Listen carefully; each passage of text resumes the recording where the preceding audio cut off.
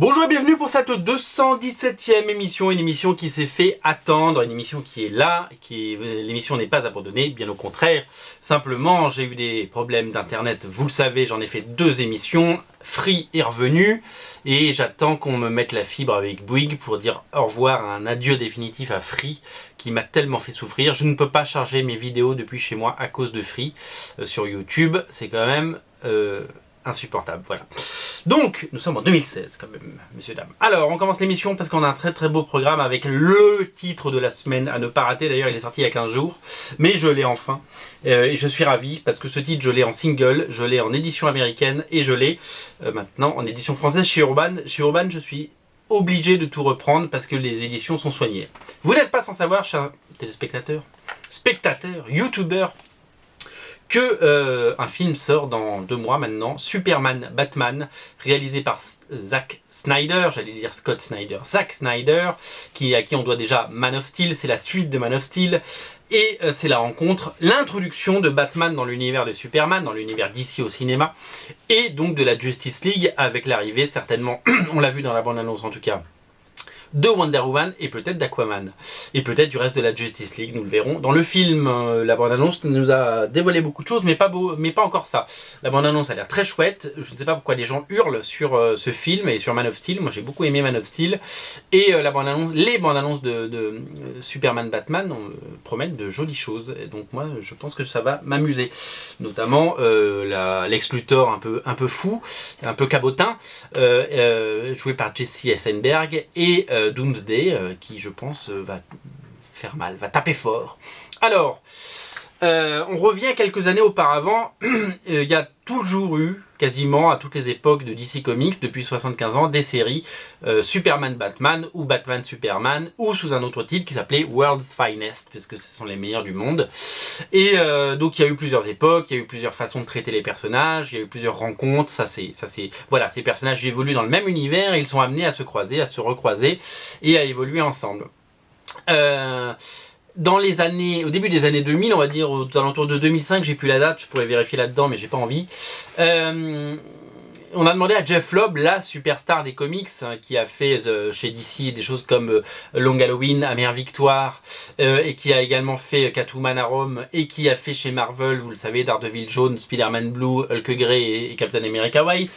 Le monsieur Hollywood, le monsieur cinéma, le monsieur télévision de Marvel maintenant, on lui a demandé, suite à son run sur Superman, parce qu'à l'époque il avait fait Superman avec Ed McGuinness, de penser la série Superman, Batman, nouvelle génération pour les générations futures. Alors on est bien avant les New 52, on est bien avant tout ce qui se passe donc dans DC Renaissance, donc dans les épisodes de Superman d'aujourd'hui, ou dans les épisodes de Batman d'aujourd'hui par Snyder et Capullo, ou l'autre série, parce que maintenant il y a une série Batman Superman dessinée notamment par Jaili au début en tout cas. Donc on est très très loin, si vous voulez, de cet univers. Ça se passe bien avant, mais c'est des épisodes, l'avantage on peut les lire sans rien connaître de Superman, rien connaître de Batman, rien connaître du duo, etc. C'est vraiment hyper facile pour les nouveaux lecteurs. La façon dont a été pensée cette nouvelle série, c'est que Jeff Lobb aime bien écrire des histoires courtes. Alors bien sûr il y a eu Batman Hush, bien sûr il y a eu un Long Halloween qui faisait 12 épisodes, mais quand il a fait les Ultimates ou Ultimatum, c'était du 5 ou 6 épisodes. Et bien il a reproduit ce schéma, parce que ça c'est avant Ultimatum bien entendu, et il a fait des arcs en 6 parties. Et comme c'est un peu la méga star des comics, on lui a donné les meilleurs dessinateurs. Alors il a fait les 4 premiers arcs, le premier a été dessiné par Ed McGuinness, le deuxième par Michael Turner, le troisième par Carlos Pacheco et le quatrième ça a été le retour de Ed McGuinness. Donc il a fait 24 épisodes, mais pas que, parce qu'il y a eu des épisodes in between. Il y a notamment un épisode à l'intérieur dessiné par Pat Lee qui n'est pas très heureux, que je n'avais pas d'ailleurs dans les éditions que je peux avoir aux États-Unis. Mais bon, il y a un épisode de Pat Lee, et je sais que le dernier qu'il a fait, qui je crois est le numéro 26, est un épisode hommage à son fils décédé, puisqu'il a perdu son fils avait 17 ans, il en aurait 27 aujourd'hui certainement, qui s'appelait Sam Lobb, qui avait écrit des histoires et qui étaient illustrées par les meilleurs dessinateurs. Je pense à Arthur Adams, Joe Madureira, Ed McGuinness, etc. Et ça, c'est l'épisode 26 qu'on trouvera dans le second tome. Sachez que le deuxième tome est déjà sollicité, il sort au mois de mars.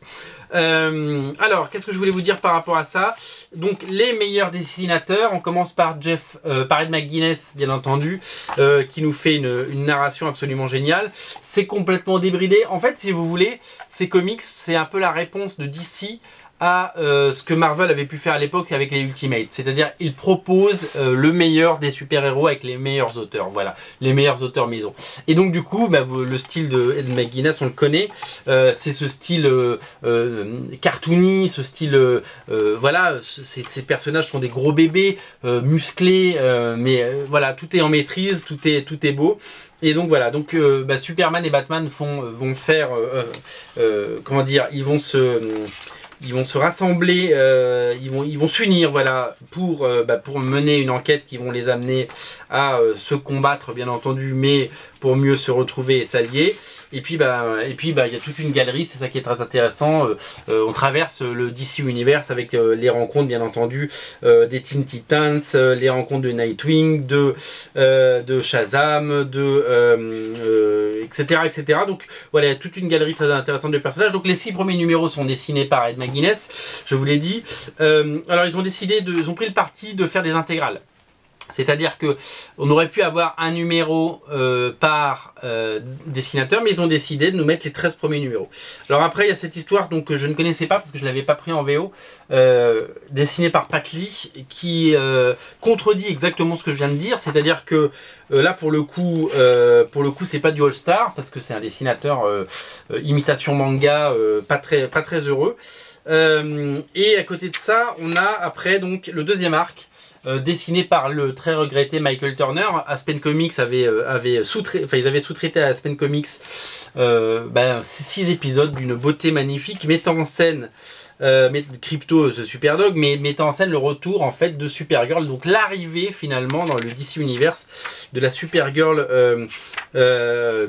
moderne, c'est-à-dire la cousine de Superman, un petit peu ingénue si vous voulez, un petit peu futile, mais donc voilà, dans une aventure absolument magnifique, magnifiquement et magistralement dessinée par Michael Turner, le grand, l'inénarrable, le talentueux et le regretté Michael Turner. C'est magnifique, c'est Peter Stegerwald aux couleurs, c'est absolument à tomber par terre. Et c'est voilà. Alors ce qui m'étonne un petit peu, moi j'adore Ed McGuinness, j'adore Michael Turner. Ils auraient pu, si vous voulez, mettre du Michael Turner en couverture pour mieux vendre.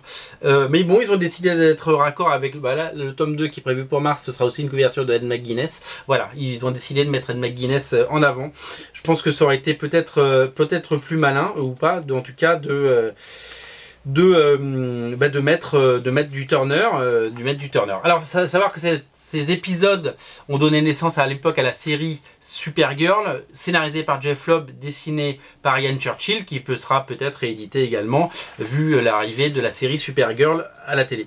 À noter qu'il y a une histoire courte, très courte, signée Jeff Loeb et Team Cell à la fin, un petit bonus qui n'est pas dégueu, et bien entendu on retrouve dans les dernières pages toute une galerie de couvertures. Ça c'était les couvertures originales, je m'en souviens, je les ai en single quelque part dans mes boîtes, avec ces magnifiques regardez comme c'est beau.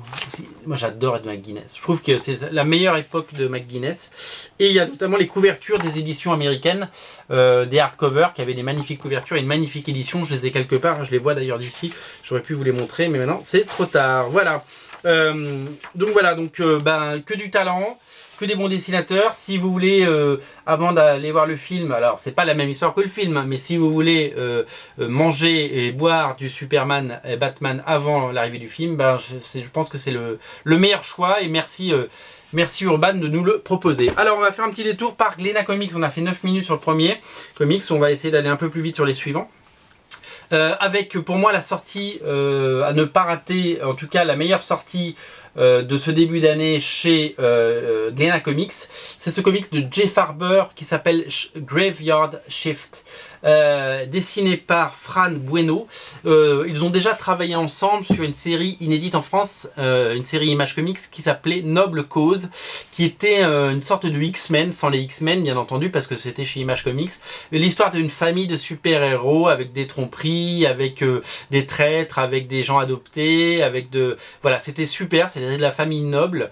Une série qui avait souffert d'un rythme de parution un peu bizarre aux États-Unis, et c'est surtout qu'une succession de dessinateurs, avec certains très très mauvais et d'autres très très bons, comme justement Fran Bueno qui avait dessiné tous les derniers épisodes, au moins les 3 derniers TPB, il y avait eu au moins 7 ou 8 TPB, je les avais à l'époque, j'ai dû les revendre pour faire de la place à un moment.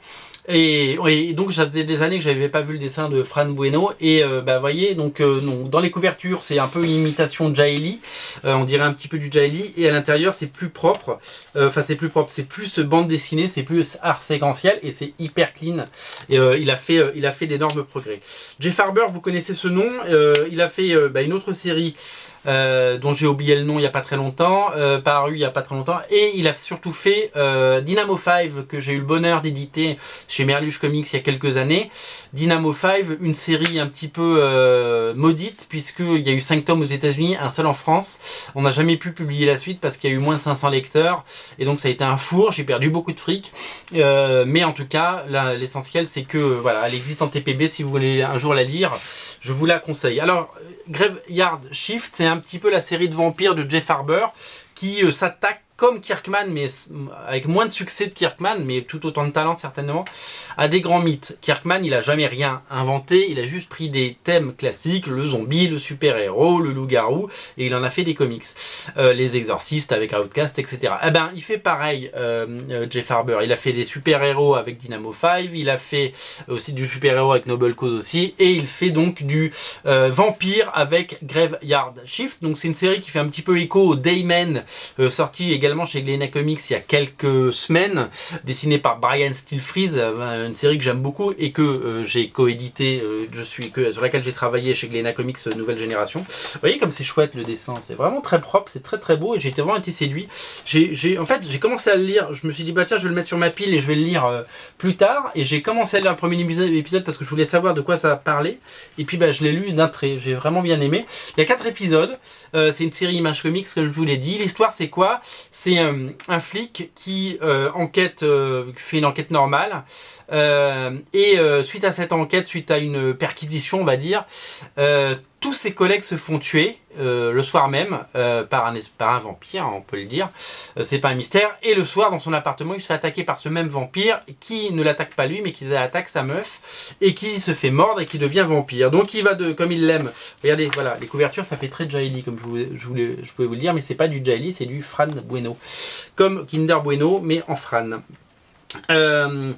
Il va devoir apprendre à vivre avec sa nana qui maintenant décide de bouffer des gens pour survivre, et puis c'est surtout qu'il va devoir faire en sorte de comme elle s'est faite attaquer par les vampires, elle doit devenir une vampire, et donc ils essaient de la récupérer et il va la défendre parce que l'amour gagne toujours à la fin. Voilà. Donc c'est une série pour le moment c'est une mini-série en 4 parties. Je sais pas s'il y aura une deuxième mini-série, mais c'est une intégrale, il n'y a rien d'autre. À la fin il y a un cahier de sketch et de dessin de Fran Bueno, c'est super chouette. Je vous dis, le dessin est chouette, c'est très bien écrit, ça se lit super bien, ça se lit vite. Voilà, c'est une bonne surprise. Je suis assez content d'avoir découvert cette série que j'aurais jamais découvert. Bon choix, voilà, pour Glénat Comics, je voulais le dire. Je n'ai rien à voir dans cette série, je l'ai découvert comme vous. Et voilà, et c'est très différent des BD de zombies, de vampires, pardon, pas de zombies, qu'on peut lire un peu partout, notamment je pense à bien entendu American Vampire ou Dayman, même s'il y a des petites thématiques qu'on retrouve, et même si de temps en temps c'est très très classique sur du vampire parce que ça explique ce que c'est qu'un vampire, la lumière, les pieux, les machins, l'eau bénite, voilà, il y a quelques dialogues un peu téléphonés au milieu, mais ça fait avancer l'histoire et ça crée un contexte. Voilà, moi j'ai bien aimé et j'ai trouvé ça super chouette, donc je le recommande vivement. Alors voilà, chez Glénat, je vais sans vous en parler, parce que j'ai la chance de recevoir les titres Glénat, comme je travaille avec Glénat, c'est quand même pratique d'avoir les titres et de pouvoir vous les montrer. Je voulais vous noter la sortie de Pathfinder numéro 3, je voulais vous noter la sortie de Orphelin tome 3, Si vous lisez Orphelin, eh bien, le tome 3. Et alors ça, je ne l'ai pas encore lu, puisque je l'ai reçu en même temps que Graveyard Shift. Et ça, je pense que ça va me plaire. C'est Roche Limite de Moretti et Maltoa. C'est une série Image Comics également. Alors là, pour le coup, je sais même pas de quoi ça parle. Je l'ai reçu tout à l'heure. Voilà, alors le dessin est très, très à l'européenne. Les couleurs sont très... bon, ça se fait beaucoup en ce moment dans les comics. Voilà, on va voir un petit peu ce que ça donne. Voilà, je ne sais pas du tout ce que c'est, ça a l'air d'être une série un peu de science-fiction. Roche Limite, je vous en reparlerai certainement si j'ai le temps dans une prochaine émission, mais ça je ne l'ai pas encore lu. Voilà, hop, on va le mettre là parce que, voilà, on en met à droite, à gauche, on en met là, on en met un peu partout. Alors, on en est où ? 15 minutes. Je vais vous parler d'un titre en VO, mais pas un titre en VO que je vends sur Original Comics. Je vais vous parler de Lola Xoxo, ce titre de Sia Youm, paru chez Aspen, qui est disponible en TPB. Alors c'est incroyable cette série, parce que bah, d'abord souvent les séries Aspen passent complètement sous le radar. Ils font des ventes à moins de 5000 exemplaires, c'est un peu l'horreur. Il n'y a que Lady Mechanica par exemple qui a tout pété, mais la série The Hunter par exemple n'a pas performé, alors elle est très très bien. Et là, Lola Xoxo, c'est bien qu'ils le sortent en TPB, d'abord parce qu'il y a plusieurs séries et qu'on espère avoir les prochaines très très vite, et c'est une série qui est un peu passée sous le radar. C'est une espèce de rencontre entre eux. Alors regardez le dessin de elle fait tout, Sia Youm. Elle fait le dessin, les couleurs, voilà, et le scénario. C'est une série, c'est l'histoire c'est une histoire post-apocalyptique. C'est l'histoire d'une petite fille qui part chez ses grands-parents, elle prend l'avion, ses parents la quittent à l'aéroport, et pendant qu'elle est dans l'avion, c'est la fin du monde. Voilà. Et quand elle atterrit, eh bien, ses parents sont morts, présumés morts, et donc elle va devoir vivre, et donc elle se fait adopter parce que c'est encore une petite fille, et elle apprend à survivre dans ce monde voilà, post-apocalyptique, et elle devient une bombe atomique, ce qui est quand même assez improbable dans cet univers à laquelle nous survivons. Et moi j'ai envie de dire que graphiquement c'est très Danger Girl, ça fait penser un peu à Ken le Survivant justement, et donc c'est super chouette parce qu'on va suivre le destin de cette nana forte, armée, dangereuse et à la fois sensible, qui malgré, voilà, il s'est passé des années depuis la perte de ses parents, elle n'a qu'une envie, c'est retrouver ses parents justement. Et donc ça va partir dans cette quête, mais cette quête est évidemment semée d'embûches puisque là elle va faire plein de rencontres, des amis, des ennemis, et ça va être super chouette. Et voilà, et moi j'ai beaucoup aimé ce titre, d'abord parce que donc on a cette intégrale en TPB, c'est disponible sur Amazon et sur Book Depository et chez votre libraire s'il les a. Et je pense que ça vaut le coup de jeter un œil si vous aimez ce genre de série, parce que cette série est très bien faite, elle mérite de l'attention, elle mérite du succès. Et voilà, et donc je suis séduit par Lola Xoxo et j'attends le second tome avec grande impatience parce que voilà, elle mérite d'être vue, et je sais pas si ça sortira un jour en VF, mais en tout cas voilà, c'est disponible et c'est dit. Alors, qu'est-ce que je voulais vous montrer d'autre? Rapidement, je voulais vous montrer deux sorties, parce que je vais pas avoir le temps de vous en parler. Chez Macaca, il se lance dans le super-héros à la française, une espèce de... Alors, dans le petit livret de presse, il disait que c'était parodique, mais c'est pas que parodique, c'est de la bande dessinée de super-héros française assumée dans un style cartoony. Ça fait vachement penser aux Indestructibles, entre Powers et les Indestructibles si vous voulez. C'est assez de rigolo, j'ai commencé à le lire, et c'est surtout plutôt bien dessiné. Donc voilà, c'est ça, Mystery, la relève chez Macaca Édition, disponible chez tous les libraires. Je voulais vous parler de la sortie rapidement du troisième tome de L'œil de la nuit, le Nyctalope, de l'excellent Serge Lehmann qui a fait Masqué et qui avait fait La Brigade Chimérique. C'est un spin-off de La Brigade Chimérique et dessiné par Jess dans son style le plus flamboyant, très proche, on l'avait déjà dit, d'un Mike Mignola et de toutes ces influences-là. Voilà, donc le troisième et dernier tome du Nyctalope, de L'œil de la nuit, est disponible chez Delcourt. Alors, on termine par quoi? On termine par la réédition c'est à nouveau disponible, c'est surtout une édition chez Organic Comics de Demain Mars. Vous savez, on avait fait une campagne Ulule il y a 2 ans pour le rendre disponible, donc édité Demain Mars, qui est la suite, mais la non-suite de l'univers en fait de Demain les monstres, paru chez Semic dans la collection Top BD dans les années 90, un chef-d'œuvre absolu de Jean-Yves Mitton, qu'il faudra rééditer un jour. Et donc Comics Place, vous voyez, on est sur la couverture, c'est l'ancien logo, c'était associé il y a 2 ans pour aider, donc on avait vachement poussé, on avait surtout fait un rôle de communication pour que ce titre existe dans une version normale, avec la couverture normale, donc c'est une BD de science-fiction un peu coquine, et dans une version collector, éditée à moins d'exemplaires, et un tout petit peu plus cher parce que elle est collector. Donc voilà, donc demain mars est disponible, et c'était disponible, et pour la petite histoire, il y a 15 jours, j'ai demandé à Readman, donc l'éditeur de Organic Comics, cette petite association qui se bouge depuis plus de 20 ans pour faire éditer plein de choses. Je lui ai dit, mais il t'en reste? Parce que tu sais que j'ai un site qui pourrait les vendre. Et il m'a dit, oui Thomas, il m'en reste. Et donc du coup, je lui ai dit, mais je lui en ai acheté, je lui en ai commandé, donc ça a fait vivre l'association, donc je suis ravi. Et donc on en a une trentaine de chaque à peu près. Peut-être un petit peu moins de celui-là, parce qu'il y en a moins et qu'il est plus cher, disponible en stock. Donc voilà, donc si vous avez aimé, si vous avez kiffé demain les monstres il y a quelques années chez Semic, pardon, dans la même collection, c'est exactement le même format, c'est le format Top BD. Et bien voilà, ça c'est limité à 300 exemplaires, c'est ça que je voulais vous dire. Il n'y en a que 300 de celui-là. C'est marqué derrière, et celui-là, il y en a un petit peu plus, je crois qu'on en avait, à l'époque, il en avait tiré 700, un truc comme ça. Donc voilà, c'est disponible, en tout cas, chez Original Comics, et si on vend tout, ben, on en recommandera, parce que c'est un titre qui vaut le détour. Très sympa, je vous montre un tout petit peu les intérieurs, parce qu'après l'émission, ça va couper. C'est du pur Mython. Si vous avez aimé Micro, c'est Psylone. Si vous avez aimé Demain Mars, et ben voilà, c'est du pur, de la pure science-fiction, beaucoup d'humour. C'est entre guillemets un petit peu vieux jeu, parce que c'est un peu, voilà. Et puis, il y a des nanas un petit peu toutes nues, avec des petites foufounes, et parce que c'est un peu coquin. C'est pas méchant, hein, c'est pas violent, c'est pas porno, c'est juste un petit peu coquin. Voilà. Demain Mars, disponible sur Original Comics dans la rubrique VF 1D.